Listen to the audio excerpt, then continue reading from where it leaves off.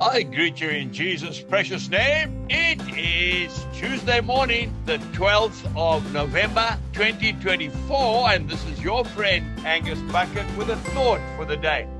We start off in the book of Judges, chapter 7, verse 7. Then the Lord said to Gideon, by the 300 men who left, I will save you.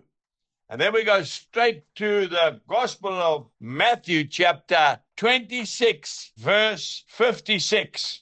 Then all the disciples forsook him and fled. Have you ever felt deserted?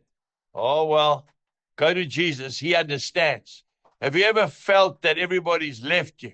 Go to Jesus. He understands. I don't think there's anything more ugly than self-preservation. It can be such a terrible thing. And that's what happened. All the disciples fled and left the master on his own when he needed them the most. Peter followed him at a distance. You can read that in verse 58. What about Gideon? He started off with 32,000 fighting men. He ended up with 300 men. I believe the Lord is saying to you and to me this morning that it's not about man's approval. It's about the vision which God has given to you and I to perform. You see, Jesus was sent by his heavenly Father on a mission to save the world from its sin, and nothing was going to stand in his way. Irrespective if no one went with him, he was still going.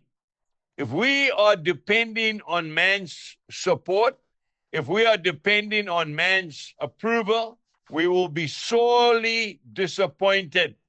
You know, James Hudson Taylor took the gospel to China. He went alone. He had no support. There was no big organization paying his way. I want to tell you the biggest revival in the world today is happening in the underground church. That's right. China is not supporting Christianity.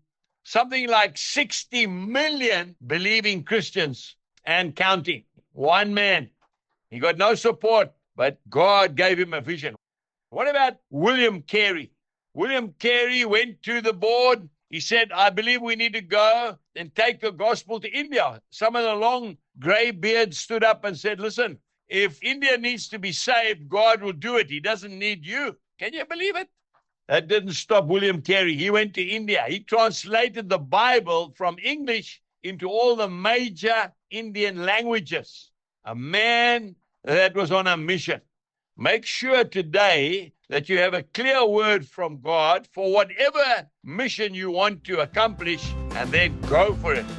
Jesus bless you, and goodbye.